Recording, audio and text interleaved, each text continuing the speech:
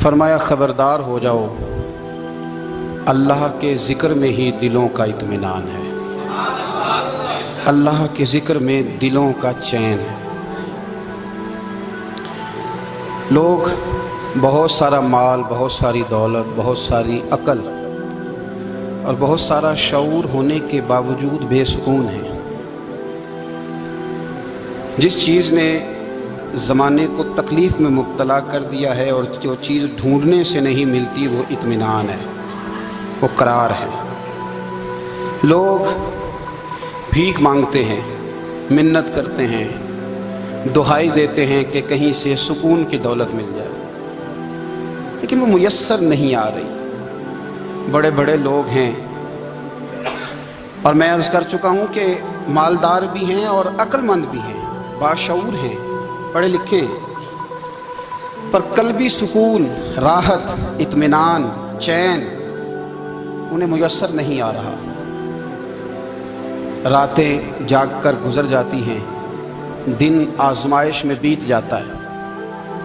वो कभी उसके लिए ठंडे इलाकों का सफ़र करते हैं, कभी दोस्तों की मजलिसों में जाकर के बैठते हैं, कभी घर से दूर अकेले में तन्हाई में वक्त गुजारने की कोशिश करते हैं, लेकिन दौलत सुकून नापैद होती है, मुयस्सर नहीं आती। अर्श का रब फरमाता है, क्यों तू भटकता फिरता है, क्यों दाएं बाएं जाता है, चुप करके मस्जिद आ जा और लोगों से बच के तन्हाई में मेरा जिक्र कर। अल्लाह मिलेगा क्या? फरमाया, आला बिज़िक्रिल्लाह तत्मइन्नुल कुलूब, मैं तेरे बेचैन दिल को चैन अता कर दूंगा। वो तेरा तड़पता और फड़कता हुआ मिजाज, उसे मैं सुकून की दौलत दूंगा। ये तुझे कहीं और नहीं मिलेगा, ये मेरी याद में मिलेगा। ये चैन, करार, सुकून तुझे यहीं मुयस्सर आएगा। इत्मीनान कल्बी जिंदगी का हुस्न है भाई, दौलत सुकून असल है। बड़े ठंडे कमरे में कुछ लोगों को नींद नहीं आती, और दादा साहब रहमतुल्लाह अलैह आप जाएं तो दोनों सड़कों के बीच जो फुटपाथ है ना, उस पर भी कुछ लोग सोए होते हैं। उधर से भी गाड़ियां गुजरती हैं, इधर से भी गाड़ियां गुजरती हैं, लेकिन बस नींद है ना, अल्लाह का फजल है, उसने दे दी है, आने वालों को आ गई है। इत्मीनान कल्बी, मेरा मुआशरा बेसुकून है, बेकरार है। मुझे कुछ लोग कहते हैं जी मैं आजकल बड़ा बोर हो रहा हूँ, तो मैं कहता हूँ यार हमें तो टाइम ही नहीं मिला आज तक बोर होने का, नहीं वक्त ही नहीं इतना मुयस्सर आया। कौन सा टाइम निकाले जिसमें बंदा बोर हो? वो तो है कि इंसान कुछ फारिग हो, कहीं उसके पास गुंजाइश हो तो बोर भी हो ले। कैसे बोर हो लेते हो? ये क्या होता है बोर होना? जिंदगी में इतना वक्त ही कहाँ है कि इंसान बोर होता फिरे और ये तसव्वुर बनाता फिरे कि मैं बड़ी आजमाइश में हूँ, तो मैं बड़े बोर हो रहा हूँ, तो मैं बड़ी तकलीफ में हूँ। तो वक्त बहुत ज़्यादा है हमारे पास, लायानी कामों में ज़ाया बड़ा होता है, तो हम बोर होते हैं, परेशान होते हैं। अल्लाह फरमाते हैं ये जो मेरी याद है ना, लेकिन उसका भी एक तरीका है याद का। उस तरीके से अगर मेरे रसूल करीम अलैहिस्सलाम ने फरमाया, अल्लाह का जिक्र इस तरह करना कि देखने वाला तुम्हें दीवाना समझे, लोग समझें कि कोई मजनून है, कोई जुनूनी है, कोई पागल है। यहाँ अल्लाह ताला माफ़ करे, आप जिक्र की मजलिस छेड़ें, आप नाज शरीफ की मजलिस छेड़ें तो बहुत सारे लोग प्रोफेसर बन जाते हैं, वो सारी नहीं हिलाते, उनकी ज़ुबान ही हरकत में नहीं आती। हालांकि रब करीम का जिक्र इस तरह करो कि देखने वाला तुम्हें दीवाना समझे, कहीं और खोने की ज़रूरत ही नहीं। मेरे हबीब गोया हमें फरमाते हैं, तो रब के जिक्र में इस तरह खो जा कि तुझे दुनिया का ख्याल ही ना रहे, तुझे फिर दुनिया की होश न रहे। लेकिन अगर नमाज में भी ख्याल गैर आए, जिक्र में भी तवज्जो कहीं और हो, ज़िंदगी में वो अजीब लम्हा था, वो मेरे साथ था और मैं तन्हा था। अगर माहौल ये हो कि आप कहीं जिस्म के साथ तो मौजूद हों, रूह मौजूद ना हो, तो फिर लज्जत जिक्र भी मुयस्सर नहीं आती, फिर कैफ नहीं हासिल होता। याद रखें कि इस तरह खो के रब की याद कहाँ से कैफ आए? उलझ ही पड़ा गए हैं। वो मस्ती, वो सुरूर, वो कैफ जो अल्लाह के जिक्र में होता था, जो कभी मुर्शिद कामिल के सामने बैठकर लोग अल्लाह अल्लाह करते थे तो लगता ये था कि ये यहाँ है ही नहीं, ये तो कहीं और चले गए हैं, यहाँ मौजूद ही नहीं। लेकिन अब वो मौज नहीं, वो शौक नहीं, वो दर्द नहीं, वो ज़ेल नहीं।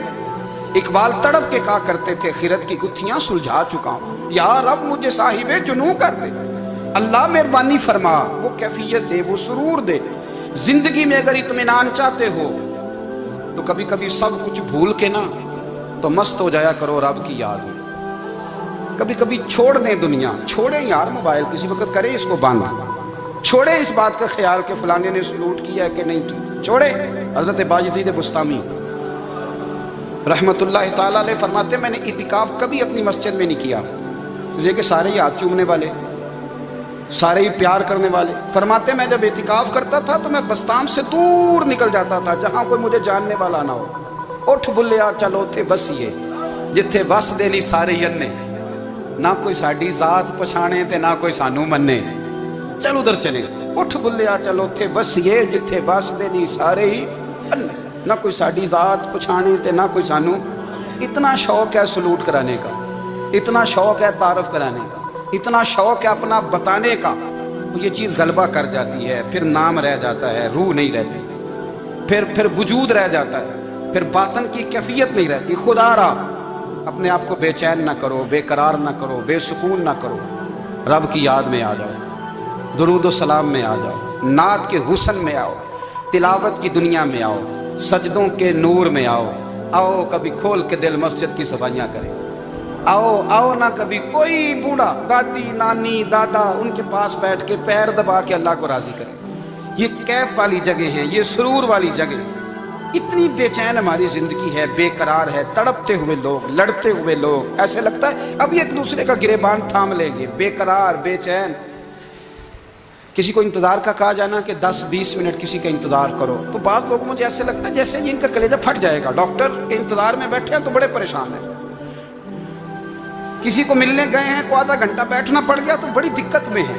اپنے آپ کو سکون دیں. آپ یقین کریں بڑا مزہ آتا ہے کبھی کسی کا انتظار کرنا پڑے تو 2-4 تسبیح درود شریف پڑھی جاتی ہے.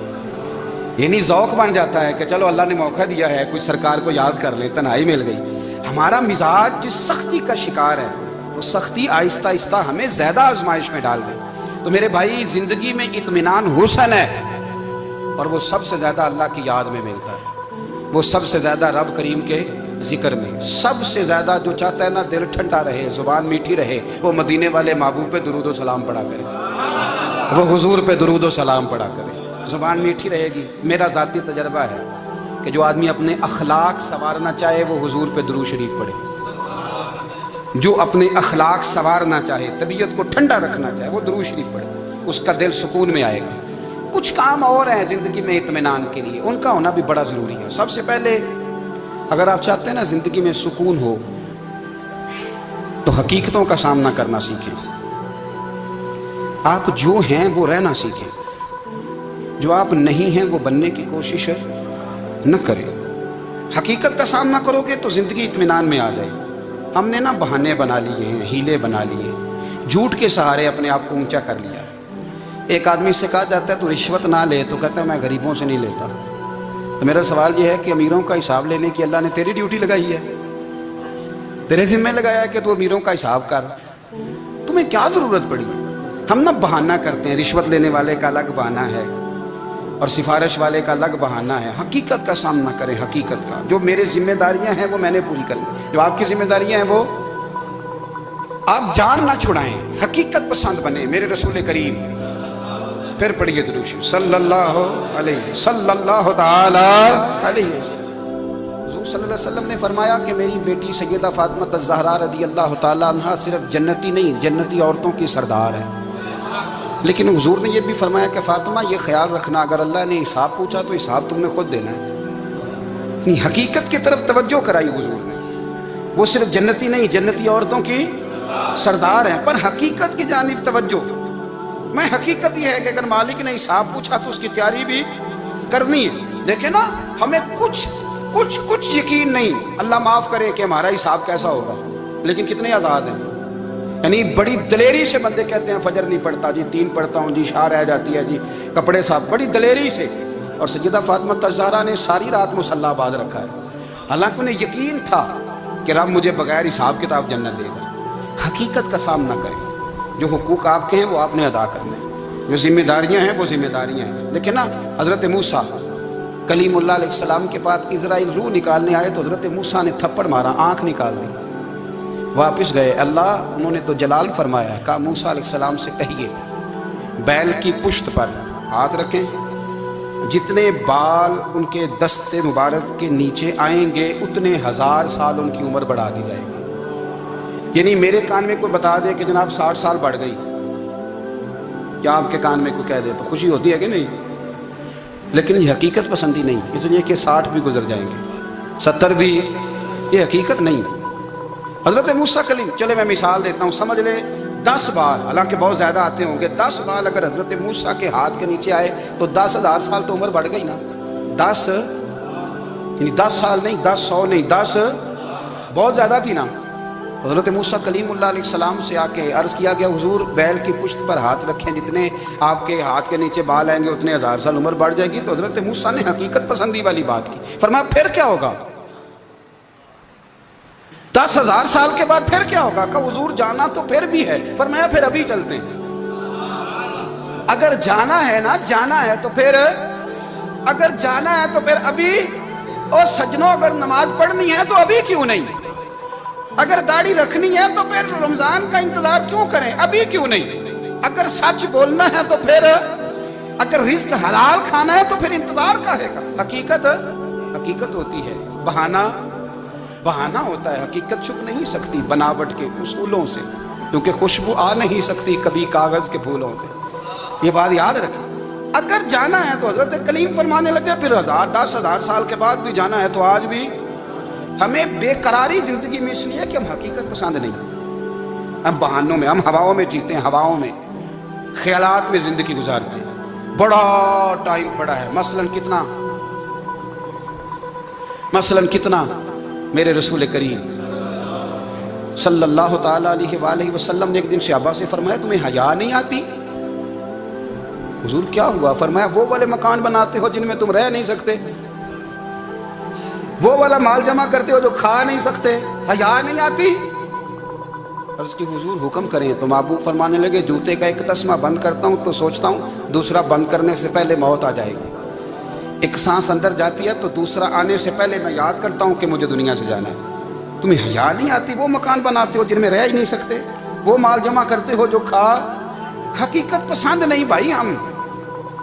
بہت سارے لوگ ہیں بڑی باتیں سناتے ہیں، بڑی، میں کہتا ہوں اصل میں نا زیادہ باتیں سنا کے نا بیچارہ اپنے آپ کو مطمئن کرنا چاہتا ہے، اصل بات یہ ہے کہ اندر سے نا ہلا ہوا ہے، کچھ بھی نہیں، بڑا زیادہ ہنستا ہے، مجھے لگتا ہے کہ کوئی گہرا زخم چھپا رہا ہے، اس لیے ملمہ سازی۔ حقیقت پسند بنو، حقیقت پسند۔ یاد رکھنا من ترک صلاۃ متعمدا فقد کفر، میرے رسول نے حقیقت بیان کی، فرمایا جس نے ایک نماز بھی جان بوجھ کے چھوڑی اس نے رب کے رب ہونے کا انکار کیا، اس نے کفران نعمت کیا۔ یہ حقیقت ہے، کوئی کلیریفیکیشن نہیں، کوئی وضاحت نہیں۔ جو نماز نہیں پڑھتا جھوٹ بولتا ہے، غلط بیانی کرتا ہے۔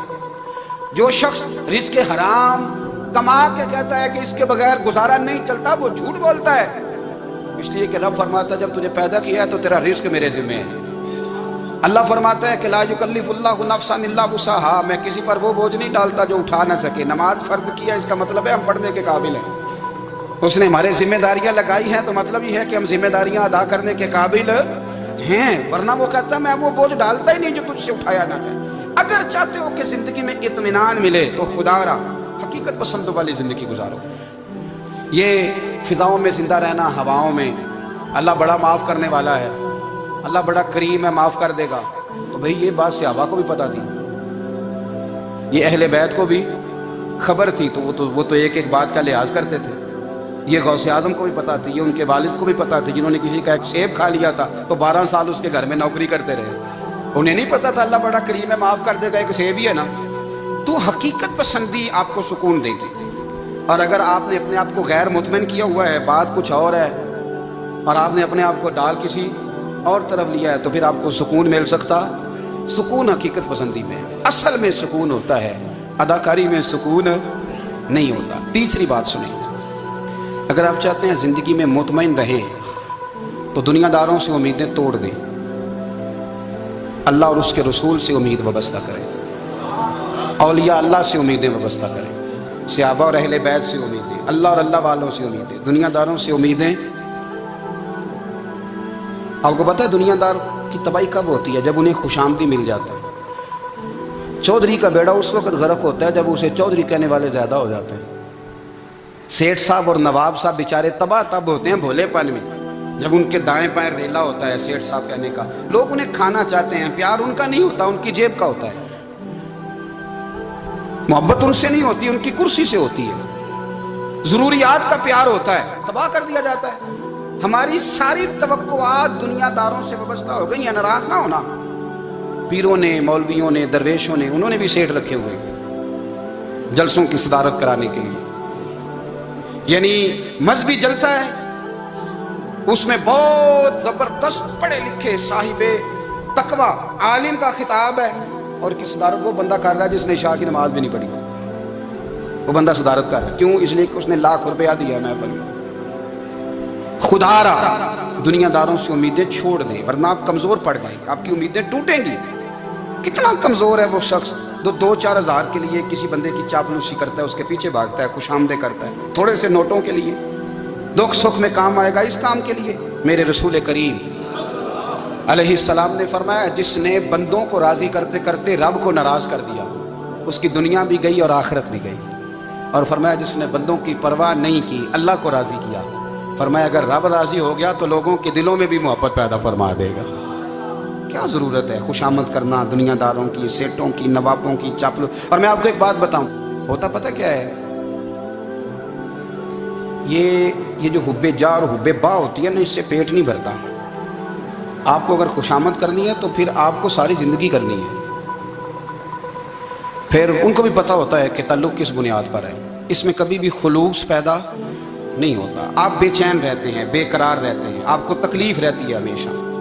कभी भी दुनियादारों से उम्मीदें वाबस्ता ना करें। एक बात सुने बड़ी शानदार, इमाम गज़ाली ने लिखी है। इमाम गज़ाली फरमाते हैं कि हारून रशीद ना हज करके वापस आया बगदाद में, तो कोने में हज़रत बहलोल दाना बैठे थे। रश बहुत था, मजमा बड़ा था। हज़रत बहलोल दाना भी सड़क के किनारे बैठे थे, तो सिपाही कहने लगे यहाँ से उठ जाओ। फरमाने लगे, हारून रशीद की ज़मीन नहीं, ज़मीन मेरे रब की है, मैं क्यों उठूँ? वो करीब से गुजरा तो सलाम ली, तो आपने उसका प्रोटोकॉल देखा तो फरमाने लगे, हारून रशीद तुझसे तगड़े तगड़े मोटे मोटे प्रोटोकॉल मैंने लोगों के देखे हैं, और ये जो तेरे दाएं बाएं आज तेरे नारे लगा रहे हैं, ये पहले उन लोगों के नारे लगाया करते थे। और थोड़ा वक्त गुजरने दे, जो तेरे बाद आएगा ना, ये सारे फिर उनके नारे भी लगाएंगे। तू झूठ की दुनिया में जिंदा है, इनसे तूने उम्मीदें वाबस्ता की हैं, ये कल उसके नारे लगाएंगे। उसके दिल पे बड़ा असर हुआ, घोड़े से उतर आया, आगे कहने लगा, हुजूर आपने मुझे बड़ी अच्छी नसीहत की है, मेरा दिल बड़ा ठंडा हुआ है। मैंने सुना है आप मकरूज हैं, कुछ लोगों का कर्ज, तो मुझे कोई हुक्म ही कर दें। आप हंसने लगे, फरमाने लगे, यार तू तो बड़ा ही बेवकूफ़ है, बड़ा ही बेवकूफ़ है, तो मैं तुझे नसीहत कर रहा हूँ, तू मुझे उलझा रहा है। हुजूर कोई हुक्म कर दें। क्या खूबसूरत अंदाज है रब करीम के बंदों का। हज़रत बहलोल दाना फरमाने लगे, तेरा रब कौन है? कहा अल्लाह। तो फरमाया मेरा कौन है? कहा अल्लाह। फरमाने लगे, ये तो नहीं ना हो सकता कि अल्लाह हारून रशीद को देता रहे और बहलोल दाना को भूल ही जाए। ये तो नहीं ना हो सकता कि हारून रशीद को देता रहे और बहलोल दाना को भूल जाए। फरमाया उसका दिल, उसका इरादा हुआ, इरादा एक कुदरत हुआ कि बहलोल मकरूज रहना चाहिए। तो अगर रब मुझे रखना चाहता है, दुख कबूल मोहम्मद बख्शा, राजी रहन प्यारे, अगर वो चाहता है मैं मकरूज रहूं, तो मैं भी चाहता हूं कि मैं मकरूज ही रहूं। ये तो नहीं ना हो सकता कि तुझे दे और मुझे ना दे। फरमाया मेरी तुझसे कोई उम्मीद नहीं, मुझे जब भी देगा मेरा रब भी देगा, और वो देगा तो फिर इंशाल्लाह खजाने खोल के देगा। दुनियादारों से उम्मीदें वाबस्ता करना, लोगों के पीछे, ये छोड़ दें। आप बेचैन रहेंगे, बेकरार रहेंगे। अल्लाह वालों से ज़रूर उम्मीदें वाबस्ता करें, इसलिए कि उनके पास जो कुछ होता है वो दरअसल रब का ही होता है। लेकिन सेठों से, नवाबों से, सियासतदानों से बाज आ जाए, हमारी बड़ी उम्मीदें वाबस्ता हैं। मैं अक्सर कहता हूँ, जितने फेरे नौकरी के लिए दुनियादार के दरवाजे पे लगाए हैं ना, इससे कम दफ़ा मस्जिद में नफल पड़े होते तो रब उतनी बड़ी मेहरबानी फरमा देता। तीसरी बात ये याद रखें, अगर सुकून लेना चाहते हैं ना, अगर सुकून लेना चाहते हो ना, तो लोगों को डिस्कस करना बंद कर दो। किसको अल्लाह ने कितने पैसे दिए हैं वो जाने और अल्लाह जाने, किसको अल्लाह ने कितनी गाड़ियां दी हैं वो जाने, और लोगों को डिस्कस करना जी। यानी मैं एक जगह बैठा था, तो एक साहब गाड़ी वाला गुजरा, गाड़ी में बैठ के, उसका पड़ोसी था, कहते था मुँह है कार वाला। मैं क्या ਉਹਦਾ ਤੇ ਹੈ ਤਾਂ ਹੀ ਬੈਠਾ ਹੈ। ਤੇ ਹੁਣ ਮੈਂ ਕਿਹਾ ਉਹ ਸਮਝਾਣਾ ਸੀ ਨਾ ਉਹਨੂੰ, ਮੈਂ ਕਿਹਾ ਤੂੰ ਤੇ ਮੈਂ ਹਿਸਾਬ ਲਾਈਏ ਵੀ ਸਾਡੇ ਕੋਲ ਕੋਈ ਨਹੀਂ, ਉਹਦਾ ਤੇ ਹੈ دیکھیں نا اللہ نے اسے دی ہے نا, تو اللہ نے چاہا نا وہ کار میں بیٹھے, تو اس نے پھٹے پہ بیٹھ کے یہ تبصرہ کیا کہ منہ ہے کار والا, میں کہ بھی وہ داتے ہے تاں کار ہے. اب مجھے اور تجھے اندازہ لگانا چاہیے کہ ہم کیا یہ بحث ہے. یعنی اللہ کو چاہیے تھا معاذ اللہ کے پہلے تم سے پوچھتا کہ اسے کار دینی ہے کہ نہیں. کیا مطلب فضول بحث ہے. وہ چیز ہمیں اتنا تنگ کرتی ہے, اتنی تکلیف دیتی ہے کہ آپ یقین کریں سارا دن اسی کو ڈسکس کرتے ہیں سارا دن. اس کے پاس گاڑی ہے, اس کے پاس کار ہے, فلانے کا پیسہ 1 نمبر ہے, فلانے کا 2 نمبر ہے, فلانے کا 6 نمبر ہے. اصل بات کے اندر حسد ہے, اس کو نکالو. ایک بات کہنے لگا ہوں, اسے یاد رکھنا. میرے اعلیٰ حضرت رحمۃ اللہ علیہ فرمایا کرتے, حسد کرنے والا بندوں پر اعتراض نہیں کرتا, اللہ پر اعتراض کرتا ہے.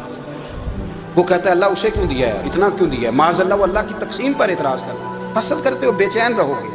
حسد آپ کے دل کو تڑپا کے رکھ دے گا. چھوڑے, اللہ بڑا کریم ہے, جس کو جہاں چاہتا ہے وہاں بٹھا دیتا ہے. آپ قطعاً اس فیصلے میں نہ پڑے کہ اللہ نے کس کو کتنا دیا ہے, کب دیا ہے, کیوں دیا ہے. وہ بڑا بے نیاز ہے. حسد آپ کو تباہ کرے گا. دنیا میں پہلا گناہ جو ہوا تھا وہ حسد تھا. ابلیس نے حضرت آدم سے حسد کیا, کہنے لگا میں بہتر ہوں, سرداری اس کو مل رہی ہے, یہ تو اللہ کو پتہ ہے نا کس کو دینی ہے. اور دنیا میں پہلا قتل حسد کی وجہ سے ہوا. حابیل قابیل کے درمیان حسد کا معاملہ تھا. خاتون کا نکاح اس سے کیوں ہو رہا ہے, مجھ سے ہونا چاہیے. حسد تباہی کرتا. اب یقین کریں, یعنی دکاندار کے سامنے دوسری دکان پڑتی ہے, پریشان ہو جاتا ہے. وہ کہتا ہے میرا کیا بنے گا, لا حول ولا قوت الا باللہ العلی العظیم. یعنی تیرا کا خیال ہے کہ تیرے حصے کی روٹی وہ کھا جائے گا. اتنا چھوٹا دل. نہیں, تیرا موقف یہ ہے کہ تیرے حصے کا نصیب اس تک چلا جائے گا. یہ تیری خواہش ہے ایک دوسرے کی کمزوریاں بیان کرنا. اس کا تو مال ہی ناقص ہے جی, اس کے تو پاس ہی کچھ نہیں. یہ تو کمزور لوگوں کا طریقہ ہے. میرے رسول کریم علیہ السلام گزر رہے تھے, پت جھڑ کا موسم تھا, خزاں کا موسم تھا, درختوں کے پتے جھڑ رہے تھے. صحابہ کو ساتھ لے کے حضور گزرے اور ایک درخت کی ٹہنی کو پکڑ کے حضور نے ہلایا. صحابہ فرماتے ہیں کہ چھم چھم اس کے پتے گرے, زمین پر ڈھیر لگ گیا. حضور نے فرمایا دیکھا تم نے کیا ہوا. حضور ہاں. فرمایا کتنی تیزی سے پتے جھڑے ہیں, صرف تنا رہ گیا ہے اور خالی ٹہنیاں رہ گئی ہیں, کوئی حسن بچا ہے. حضور نہیں. نبی کریم فرمانے لگے جو حسد کرتا ہے نا اس کی نیکیاں بھی اسی طرح جھڑ جاتی ہیں, اسی طرح. اور ایک جگہ حضور فرمانے لگے جس طرح راکھ لکڑی کو آگ کھا جاتی ہے, جس طرح لکڑی کو آگ, جب آگ کھا جائے تو پھر لکڑی کو لکڑی نہیں کہا جاتا, راکھ کہا جاتا ہے, کوئلہ کہا جاتا ہے. اس کی اصل باقی یعنی اسے کھائی جاتی ہے. تو حضور علیہ السلام فرمانے لگے جس طرح آگ لکڑی کو کھا جاتی ہے, پر میں اسی طرح حسد نیکیوں کو کھا جاتا ہے. نیکیاں رہتی نہیں. حسد کرنے والے کے پاس نیکیاں یعنی ان کی اصل شکل موجود, کبھی بھی حسد نہیں کرے. اللہ کی تقسیم ہے, جس کو چاہے جب چاہے جتنا چاہے عطا کرے. اور چوتھی بات میرے بھائی, کبھی بھی بغض نہ پیدا کریں. بغض والے لوگ بے سکون رہتے ہیں. بہت ساری کمزوریاں ہمارے اندر ہوتی ہیں نا, پھر اللہ ہماری روزی تو نہیں نہ بند فرماتا. یہ تو نہیں کہتا کہ زمین سے نکل جاؤ. اگر یہی والا معاملہ ہو جو ہمارا ہے کہ فو شادی میں اس نے میرے ساتھ برا سلوک کیا تھا, اب ساری زندگی بغض رکھنا ہے. اگر یہی معاملہ فرشتے اللہ کی بارگاہ میں کہیں کہ یا اللہ اس نے فلانے دن شراب پی تھی, اب اس کو زمین میں نہیں رہنے دینا, نظام زندگی چلے گا. تو اگر اللہ ہمیں معاف کرتا ہے تو ہم بندوں کو معاف کیوں نہیں کرتے. آپ یقین کریں اتنی لمبی عداوتیں, اتنا لمبا حسد, اتنا لمبا بغض, اتنا لمبا. حدیث میں نے پڑھی, میں حیران رہ گیا. میرے نبی کریم علیہ السلام نے فرمایا اپنی بیوی سے کبھی بغض نہ رکھنا. اگر اس کی ایک بات ناپسند ہو تو اسے چھوڑ کے وہ بات دیکھو جو تمہیں پسند ہے. میں اس حدیث کو پڑھ کے سوچنے لگا کہ کیا بیوی کا بھی بغض رکھتے ہیں لوگ. اب حضور نے کہا ہے تو اس کا مطلب ہے لوگ بیوی کا بغض بھی رکھتے ہیں. اب اس پر استدلال کر کے مجھے کہنا پڑے گا کہ سسرال والوں کا بغض بھی رکھتے ہیں. کہنا پڑے گا کہ بھائی کے سسرال والوں سے بھی بغض رکھتے. اس حدیث کی روشنی میں سمجھا کہ لوگ بھابھی کا بغض رکھتے ہیں. بغض, ورنہ عادتیں تو ہماری بھی کئی بری ہوتی ہیں. اگر عادات ایک وجہ بنے اختلاف کی تو عادتیں تو ہماری بھی کئی بری ہیں, لیکن ہم اپنی بری عادتوں سمیت اپنے آپ سے پیار کرتے ہیں. اور سامنے والے کی ایک بھی عادت بری ہو تو اس سے بغض رکھتے ہیں. بغض نہ پیدا کریں. میرے نبی پاک علیہ السلام نے فرمایا کچھ چیزیں تمہارے دین کو مونڈ ڈالیں گی, تباہ کر دیں گی, کاٹ دیں گی. حضور کون سی؟ فرمایا حسد, तकब्बुर और बुग़्ज़, ये तुम्हारे दीन को तबाह करना। हम बेचैन इसलिए हैं कि हमने बहुत सारे लोगों का बुग़्ज़ पाला हुआ है, और हर फील्ड में सियासतदान ने सियासतदान का, ज़ातियात पर उतर के बात करते हैं, मुअज़्ज़ज़ तरीन लोग, ताजर ने ताजर का, इल्ला माशाअल्लाह बाज़ जगह पे अहले इल्म भी एक दूसरे से अदावत रखते हैं। खुदारा दिल रब करीम के आने का ठिकाना है। ये साफ़ होगा तो इसमें रब रसूल के जलवे होंगे, अगर इसमें अदावत हो, इसमें बुग़्ज़ हो, इसमें कीना हो, निफाक, सुने मेरे रसूल करीम हज़रत अबू बकर सिद्दीक़ रज़ी अल्लाह ताला अन्हु कहते हैं मैं रो ही पड़ा। मक्का फ़तह हुआ ना, तो इकरमा बिन अबू जहल ने पैगाम भेजा कि मैं ना कलमा पढ़ने के लिए आ रहा हूँ। वह बात लंबी है, मैं मौजू पे रहना चाहता हूँ। कहते हैं जब वो आने लगा ना, तो नबी पाक ने हम सबको बुलाया, हम हाजिर खिदमत हुए, तो हुजूर फरमाने लगे कि उसके बाप ने ना बड़ा जुल्म किया है हमारे साथ, अबू जहल ने बड़ा सताया है, बड़ी तकलीफ़ दी है।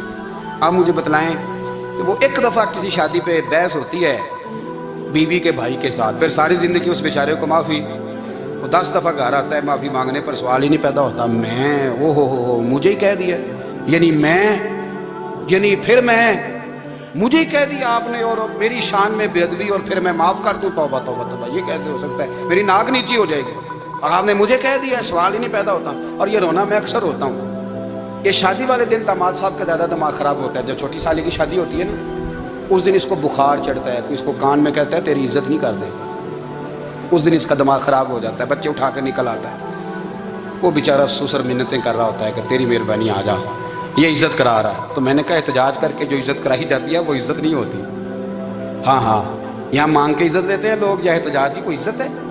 आपके अंदर कमालात इतने हों कि आपकी इज़्ज़त करने को दिल चाहे, यानी मज़ा आए, यानी लुत्फ़ आए, यानी आप दूर बैठे हों तो किसी का दिल करे आपको स्टेज पे बुलाने के लिए। ये क्या बात हुई कि छाए जाना और भाग के आगे जाना? इनसे निकलें। इकरमा बिन अबू जहल कलमा पढ़ने के इरादे से आ रहे हैं, हुजूर अलैहिस्सलाम ने सहाबा को बुलाया। कितनी ज़्यादा दावत रखी जा सकती थी माज़अल्लाह? कब से वो चला था जुल्म करने, और उसके बाद उसका बेटा शुरू हो गया। कितनी बातें थी जो ना काबिल माफ़ी थी, पर करीम रसूल ने हमें बतलाया है कि सुकून वाली ज़िंदगी कहते किसको है। जब सब लोग जमा हो गए तो हुजूर ने फरमाया भाई वो कलमा पढ़ने आ रहा है, उसके बाप ने जुल्म बड़े किए हैं, पर मेरी नसीहत ही है कि उसके सामने उसके बाप को बुरा ना कहे, खबरदार कोई उसके सामने कोई बात ना करे। अब वो कलमा पढ़ने आ रहा है, मुती हो के आ रहा है, बांध के आ रहा है। कहते हैं अल्लाह के रसूल ने ना काफ़ी देर तक खुतबा दिया, ब्रीफिंग दी, बात समझाई। जनाब सिद्दीक़ अकबर कहते हैं मैं रो पड़ा। एक सहाबी मुझे कहने लगे तुम्हें क्या हुआ? तो मैंने कहा मैं मुस्तफ़ा की रहमत पे रो रहा हूँ। देखो किन के लिए हुजूर ग्राउंड बना रहे हैं, देखो किन के लिए हुजूर तैयारी कर रहे हैं, जिन्होंने सारी ज़िंदगी दुश्मनी की। खुदारा ये अंदर से अदावतें निकाल फेंको। ओ भाई इतना तो लंबा टाइम ही कोई नहीं, इतना तो वक्त ही कोई नहीं, इसको साफ रखो। बंदा कोई कर भी गया तो कोई अर्ज नहीं। चंगी मंदी सजना कोलों 100 वारी हो जाती, यार यारां दा गिला नहीं करदे। असल परीत यार यारां दा जेड़ा गिला करदा जे यार नहीं दे हुंदा। हाँ पक्की बात, पक्की पीढ़ी। मेरा एक संगी मुझे आके कहने लगा फलानी जगह बंदा ये बात कर रहा था। मैं क्या तो होते ही से सुनता से, तुम ही नाल ही से, मेरा तो सज्जन बात सुन ही नहीं सकता। चंगी मंदी सजना कोलों 100 वारी हो जाती, यार यारां दा गिला नहीं करते। असल परीत जिन्हां दी। हाँ जो बंदे फिर होते इस तरह के, उनके लिए भी मियाँ साहब ने कहा है, उनके लिए भी मियाँ साहब ने कहा है, उनके लिए भी आपने बात इरशाद फरमाई है। आपने फरमाया चंगा होया लड़ नेड़ियों छुटा, किते उम्र नहीं लंगी सारी, बेकदरां दी यारी कोलों तौबा लख लख बारी। और चंगा होया लड़ नेड़ियों छुटा, किते उम्र नहीं लंगी सारी। जो इस तरह का था ना शिकवे करने वाला, बुग़्ज़ रखने वाला, फरमाया बेकदरां दी यारी कोलों तौबा, यानी लख ते लख किन्ने हो गए, यानी 2 लाख बारी तौबा की थी उन्होंने, गिनी नहीं जा सकती जितनी मियाँ साहब ने तौबा कर दी। बेकदरे दोस्त बेकदरां दी यारी कोलों तौबा लख लख बारी, चंगा होया लड़ नेड़ियों छुटा, किते उम्र नहीं लंगी सारी। तो मेहरबानी करें, एक तो अगर आप मुतमईन रहना चाहते हैं तो कभी कभी ना मस्त हो के जिक्र इलाही करें। मस्त हो, वो वाला जिक्र नहीं जिसमें आप मोबाइल भी देख रहे हैं और कहानियाँ भी। मेरे सामने को बंदा जुमे वाले दिन या तकरीर के दरमियान तस्बीह लेके बैठ जाए तो मैं उससे पूछता हूँ तू टाइम 2 काम एक टाइम जिक्र में पे करना है। मेरी भी बात सुन रहे हो, तस्बीह पढ़ी तो मुमकिन ही नहीं। तस्बीह तो तस्बीह है, जब वो होगी तो फिर कोई और काम सवाल ही नहीं पैदा। एक तो जिक्र करें महव हो, दूसरी बात हकीकत का सामना करें। आप अगर मुतमईन रहना चाहते हैं तो हकीकत पसंद बने। تیسری بات حسد چھوڑ دیں، دوسروں کو ڈسکس کرنا چھوڑ دیں، آپ یہ دیکھیں کہ اللہ نے مجھے کیا کچھ دیا، اس پہ راضی رہیں۔ اور چوتھی بات عداوت چھوڑ دیں،